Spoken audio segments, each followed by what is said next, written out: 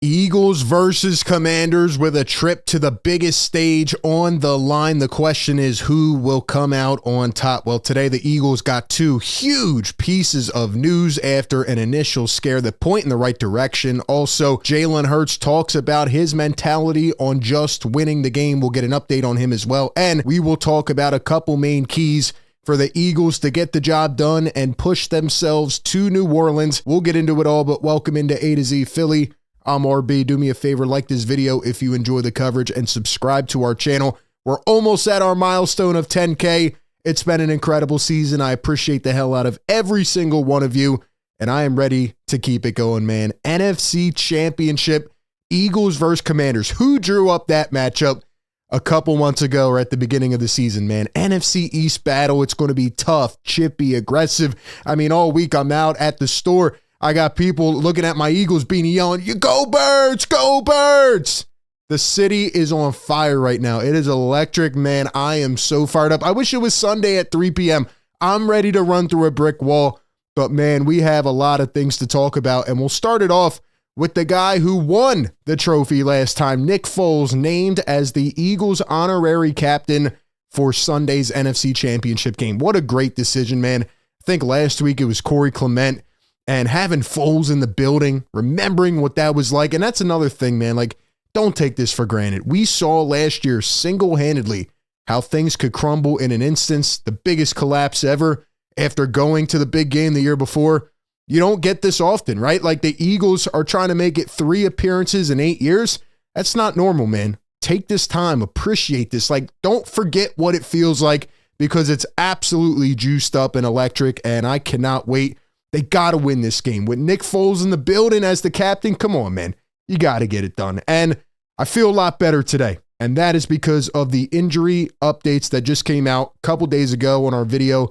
We talked about Jalen Hurts and Quinyon Mitchell, and after I did that video, it came out that Cam Jurgens and Dallas Goedert both missed practice, and now you're thinking, uh-oh, could they have a couple late injuries here that could affect what this team is trying to do? But just in today, Dallas Goedert says he will play for sure in the NFC Championship. Here is Cam Jurgens as well at practice. They said he's going to play. So once again, you know, an underrated factor, we talk about health, right? In sports now, especially this year, it feels like there's been so many over-the-top injuries.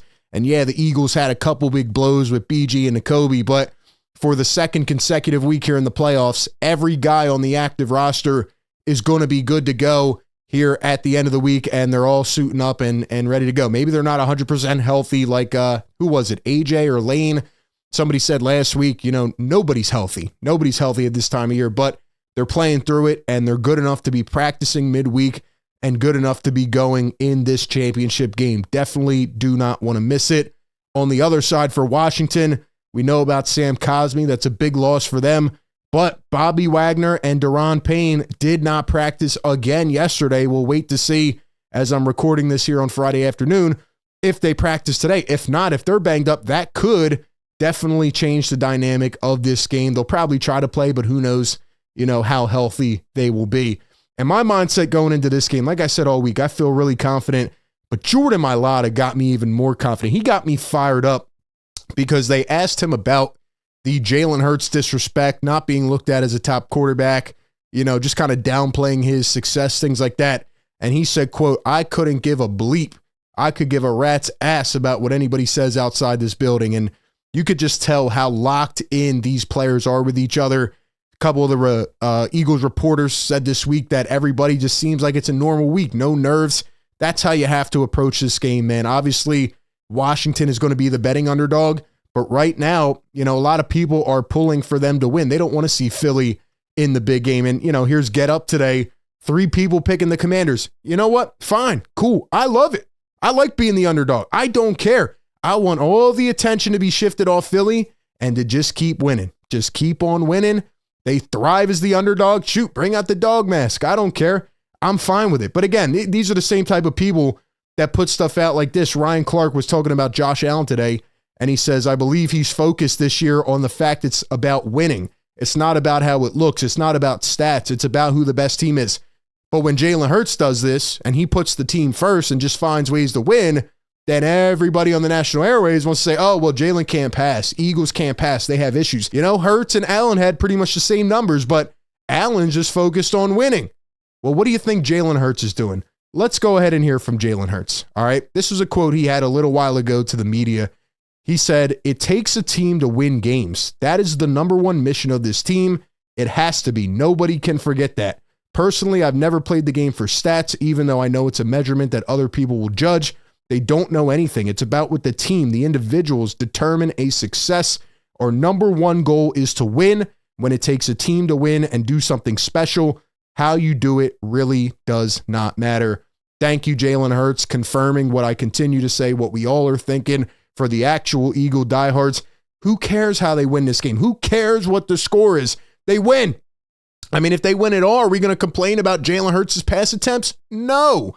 We're going to be out there celebrating on Broad Street together. So, listen, man, I think this is the exact right mentality. And while everybody's talking about Jaden Daniels as the best show in the world right now, and he's the best player, cool.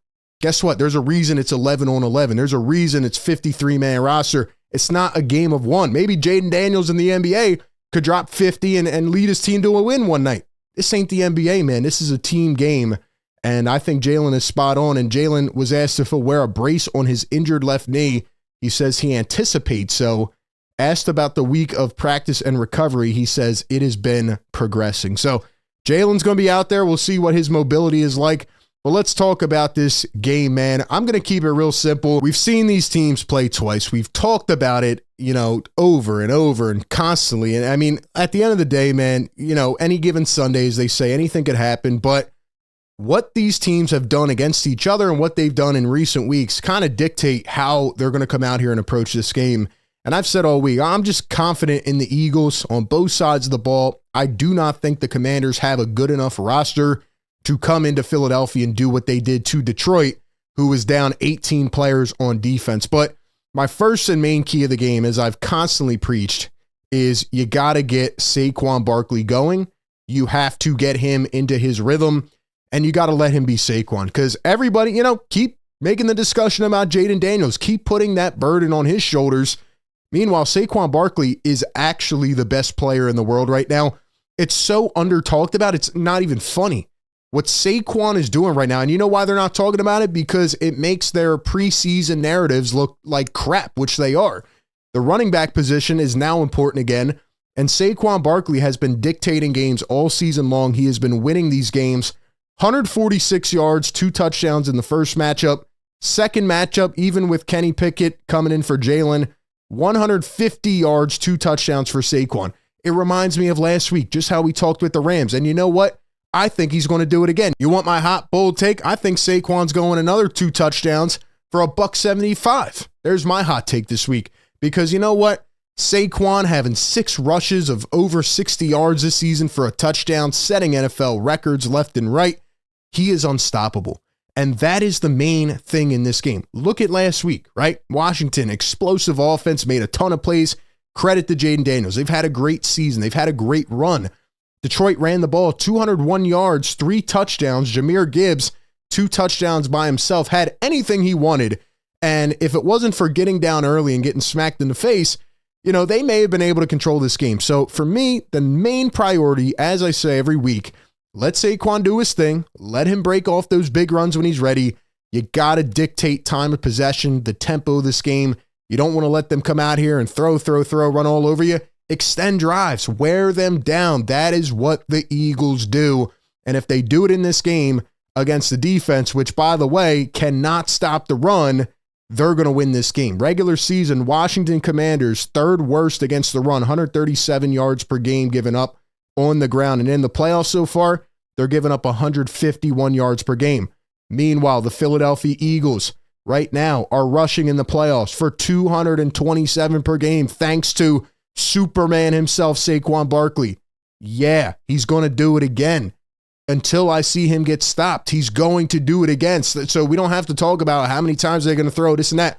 Like I said, when Jalen and the offense need to use his arm and make a drive that can seal the game, they do it every time. So until they don't, there's nothing to talk about.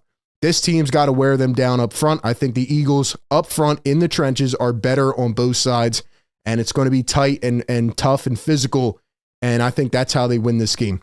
My second main key is the turnover battle. The Eagles are 31-1 in their last 32 games when they win the turnover battle. If we go back to the first couple matchups, Jaden Daniels got picked off once in the first matchup, and in the second matchup, he got picked off twice. He's only had 9 picks on the year, but he has gotten sacked 47 times in the regular season. And yes, the Eagles front is going to have to get to him. They're going to have to throw him off because right now he's playing at an all-time rookie level. He's confident. We know he can throw it into a tight window. You're going to have to pick and choose your spots. You're going to have to spy him at times. Can't let him break off runs. In the second matchup, he had 81 yards.